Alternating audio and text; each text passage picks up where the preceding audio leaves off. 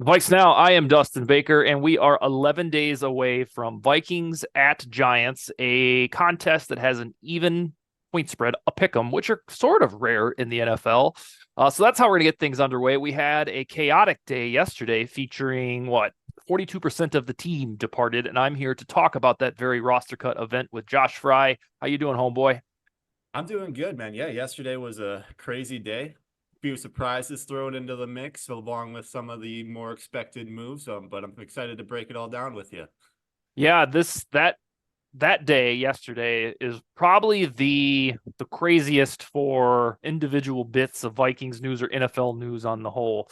It's like the powers that be get all of the leaks early, and then you're using it like a puzzle to piece together the Vikings roster. So we got a lot of hints early, and then it came to fruition at about 3:30 when the Vikings finalized an initial 53-man roster. So between the two of us, we're probably going to lift up, it seems, about 7 surprises that came out of this depth chart. We don't necessarily have to rank them, sir, but why don't you get us started and I will kind of fill in the cracks with any analysis that comes to mind. Yeah, so I think right off the bat, I'd kind of like to talk about the defensive line spot a little Mm-hmm. bit because I think that was one of the more surprising outcomes, at least in my opinion, from yesterday. And one of the players that ended up sticking around, I wish I stuck to my guns on him, but Taki Taimani, that dude, the massive nose tackle out of Oregon, I thought they might keep him for a while just because of that size. They don't have a ton of that nose tackle size, so I'm very happy to see him stick around on the roster, but. I kind of thought with Quasi and Kevin O'Connell and the Wilfs, they all try to field these competitive rosters every single year with loaded up with veterans on the defensive line. I thought a guy like Jonah Williams was going to stick around, Mm-hmm. but no, they ended up going young. And Taki Taimani, the massive nose tackle, is one of the guys to stick around. So it's exciting to see them kind of change. I don't know if it's changed philosophy necessarily at that position, but kind of go in a little bit of a different direction than what we've seen in the past couple of years. I got lucky on this dude because back in June and July on a couple radio shows, and then I think in one of the Vikings territory articles we put out, I picked this guy as a surprise roster make. And it wasn't because he was absolutely badass at Oregon. It's that he was the only guy on the defensive depth chart that was like 330 pounds or over. And I thought, I know Brian Flores doesn't need giant space eaters, but if they were going to keep one guy, it'd have to be this guy. And then the preseason came along and he looked wonderful against the Browns about a week and a half ago. And then, yeah, you're correct. He edged out those notable veterans. They never get rid of Jonathan Buller because they got rid of Jonah Williams. And let's see who else was Jaquelin Roy. That's a nice little springboard to my surprise that I don't think is included in your list. It's not necessarily otherworldly that a fifth round draft pick would be jettisoned a year later, but this was, allegedly a Quasi guy. He picked him in the draft 16 months ago, and the Vikings don't have majesty at that spot in the defensive line. So in theory, this could have been a guy who emerged this year, and there were some that were really high on him. But no luck on Jaquelin Roy. He's on the outside looking in. And then Taimani will get a look. Do you think that he'll get defensive snaps because of the argument I just gave that they don't have any fat guys right in the middle of the defensive line? I think there's definitely a case for it, Mm-hmm. especially like early running downs. I think that there's definitely a world where he gets at least a decent time as on the defense in a rotational form. And I mean, listen, they've only got 5 guys there. They've got 3 spots to fill on the line every single down. So I mean, not necessarily every single down though. But Brian Flores will get crazy with his edge rushers for sure, mix and match. How he throws defenders out there, but I definitely think that there's a world where Taimani is getting not just some snaps, but a pretty good chunk of the defensive snaps this season. And because Levi Drake Rodriguez played so well in the preseason, and we've known about him since the Athletic Prospect X article, I guess that would be considered a surprise that he made it from somebody who's just checking into Vikings football for the first time this year because the regular season is afoot. In your opinion, is Drake Rodriguez more of a nose? I keep thinking he looks like Vita Vea because of the long hair, but I can't tell if he's truly like a 330 pounder or not. I I don't know if I'd necessarily call him a nose, but I mean, they threw Harrison Phillips in there all the time last year, and he's not really a nose either. So Well, I he think is the nose tackle. he is the nose tackle, but I mean, he's not really a nose tackle, you Yeah. know. But no, I think a lot of these guys, in especially with Flores, I think they're going to be swapping in and out exactly where they line up on the defense. But I kind of feel like Drake Rodriguez is a little bit more of a defensive end type of player, but I wouldn't be surprised to see him fill in right in the middle there either. Just like I said, because Flores he does crazy shit. Yeah, I remember when you say that in a bad example, I remember the Eagles game last year when they were gashing us every which way on the ground. And I was like, you're allowed to put some defensive tackles in the game, sir, because it was just a bunch of Yeah. defensive backs. And they like one after another, it was like, we cannot stop this rushing attack. So maybe with Taimani, Levi Drake Rodriguez in the house, this can switch. All right. So we've got the defensive tackle kind of coverage of Quaylen Roy out. And then some of the veterans out as well, and Jonah Williams. What's your next surprise from this 53-man roster debut? Well, I think we might as well just stay at this position and wrap it up completely with Jalen Redmond sticking around as well, because that one kind of came out of nowhere for me. He kind of he played well in the preseason games. It wasn't necessarily like flashy, but he was definitely like he was the guy that was opening up lanes for other guys to make plays. You know, he was kind of doing all the dirty work in the trenches for the Vikings defense, and he's kind of now that I'm kind of taking more of a deeper look at him, he definitely intrigues me a little bit. He's a little bit undersized, I would say, for a defensive tackle. I think he was like 290 is what Mm-hmm. he's listed at. But this dude was a pretty solid pass rusher during college in Oklahoma, and then he was a UDFA last year. I think he spent most of the season with the Panthers, if I Mm-hmm. remember correctly. Correct. Mm-hmm. But yeah, Oklahoma, he put together 14 and a half sacks. He had one season, 2019, where I think he had 6.5 sacks. So this is definitely a dude that he definitely has some pass rushing chops to him. We'll see if they can translate to the NFL level, but obviously the Vikings see something in him, and I'm really intrigued to see what he can do out on the field. Two things on this dude. Usually, when guys from alternate leagues like UFL or XFL sign, you're like, oh, cool. Lucky Jackson's on the Vikings. And then it never turns into anything. It's just kind of a feel good story, a transfer from that other league. So this guy making the roster is a contrast. It's a guy who parlayed that UFL stint with the Renegades, I believe, Arlington Renegades, into a roster spot. Now, the other part of this, I got to get your frank opinion.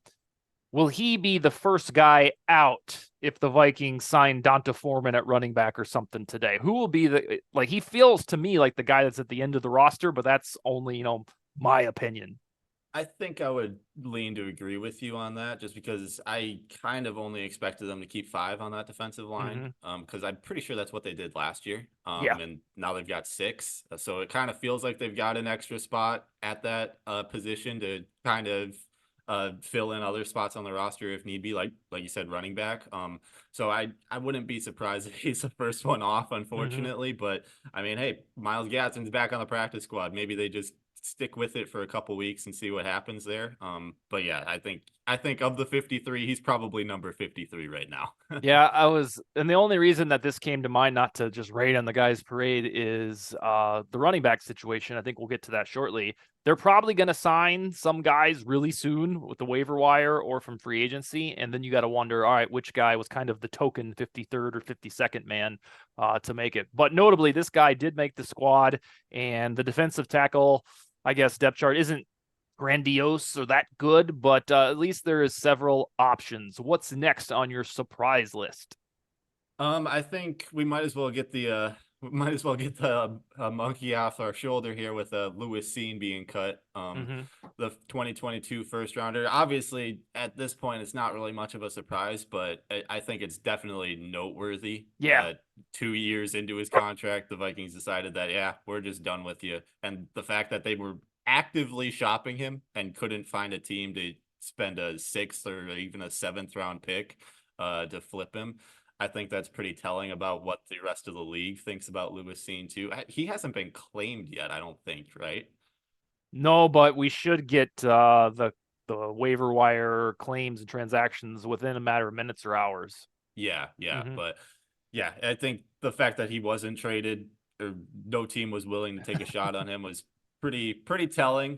But yeah, it's an unfortunate situation where he seemed like a pretty talented guy in college, and then the leg injury happened, but it's gonna go down as one of the bigger Vikings busts, unfortunately, in the draft.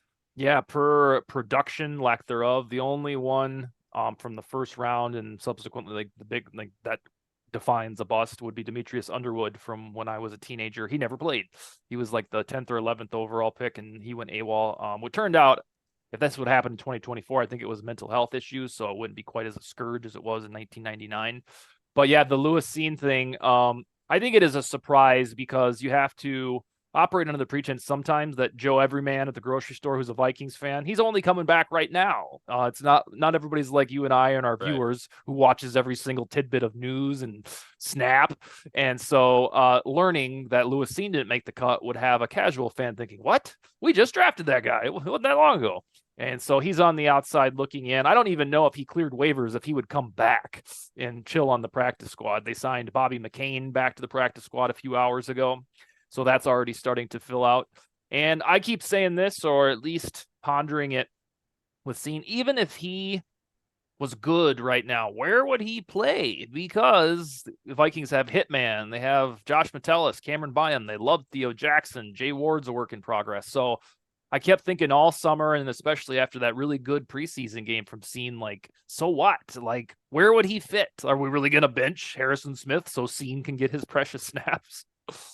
Yeah, no, I don't think there was really a spot for him on this route. I think the only argument was one that it might have been last week or the week before, Mm-hmm. where you laid out like, hey, this is probably Harrison Smith's last season. We need Mm-hmm. to start thinking about the plan for the future at that safety spot. So I think that would be the only argument for keeping Cine around. But even then, he's going to be entering his fourth and final year of that rookie contract, and they're definitely not going to offer him a fifth year extension after that, after just sitting on the bench for 3 years. So yeah, that was really the only argument that you could have made, and now it obviously isn't going to happen because they've got five there, and all those five are pretty dang good.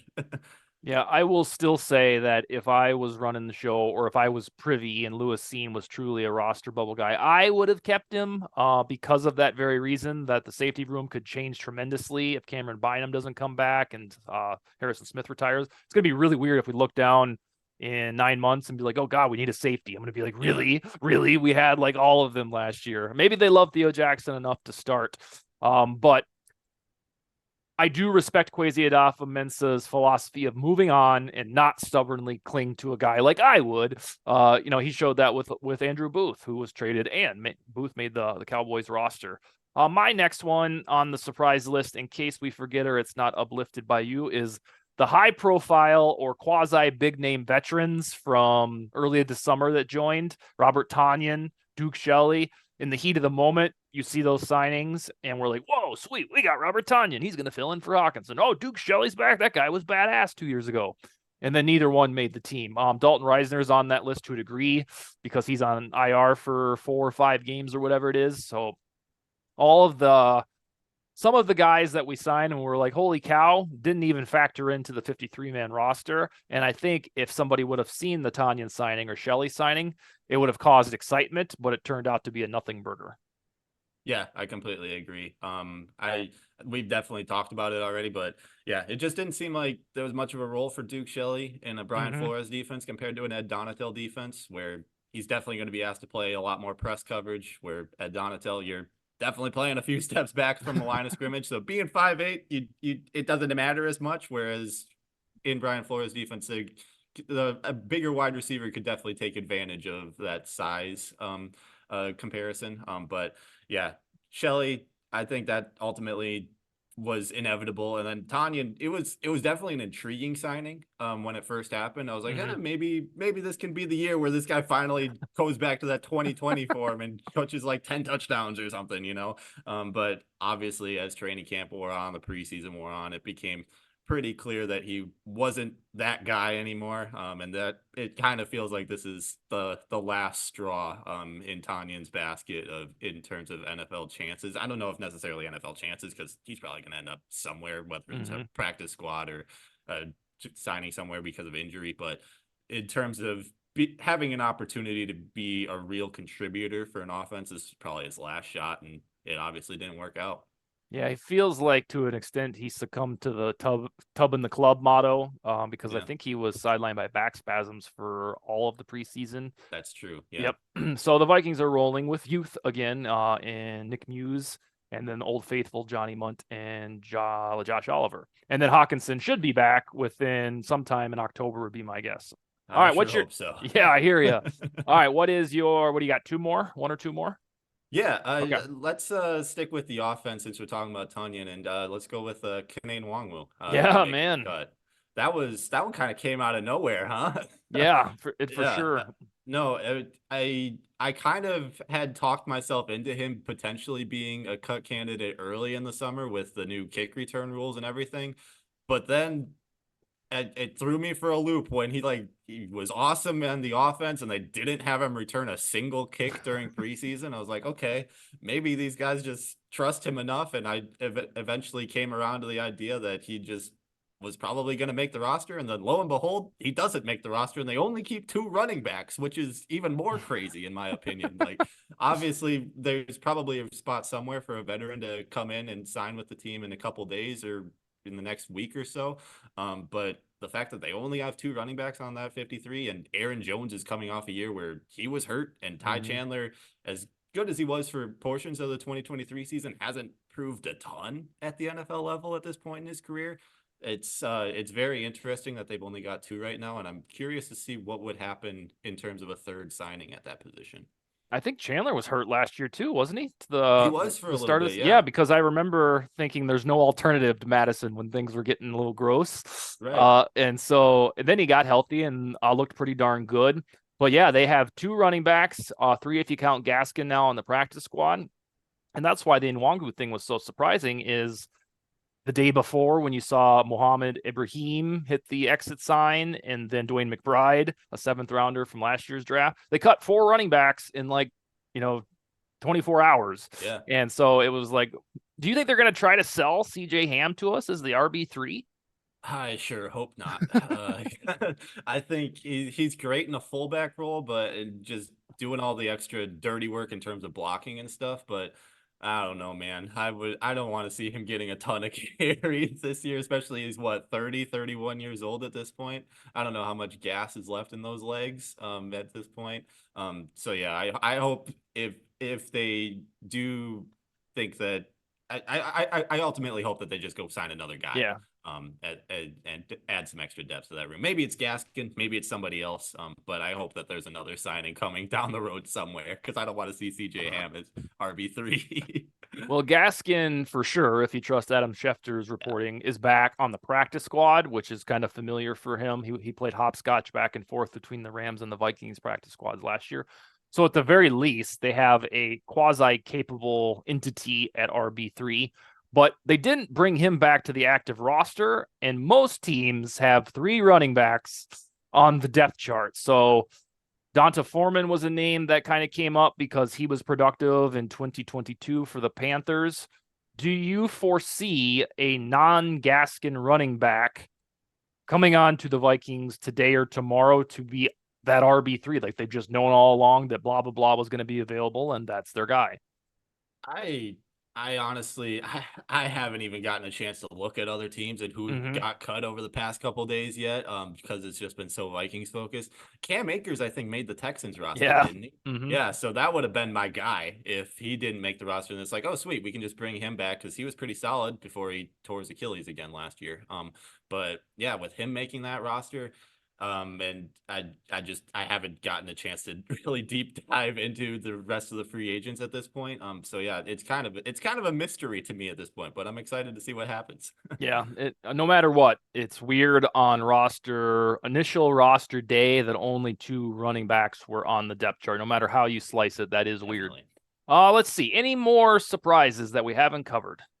Um, let's see. I mean Patrick Jones, I had him being cut. Mm-hmm. I just didn't see a ton out of him in preseason. I thought last year he just kind of stunk, and it obviously he's a guy. He was drafted a couple years ago by the Vikings, so he probably is remaining on the team mostly because of that. But I thought Bo Richter had a chance to sneak onto the 53. And obviously that didn't end up happening. Hopefully he gets onto the practice squad because I think that guy can be an absolute stud in a couple years. But yeah, that would have been my only other kind of quasi surprise is Patrick Jones making it over Richter. But at the end of the day, Patrick Jones is a veteran, and Bro Richter can probably make it onto the practice squad. So I was right there with you on Patrick Jones up until last weekend, mainly because he wasn't drafted by Dafamensa and O'Connell, and he stunk last year. His advanced metrics were terrible at the bottom of those pass rush efficiency ratings. He was like in the bottom of 3.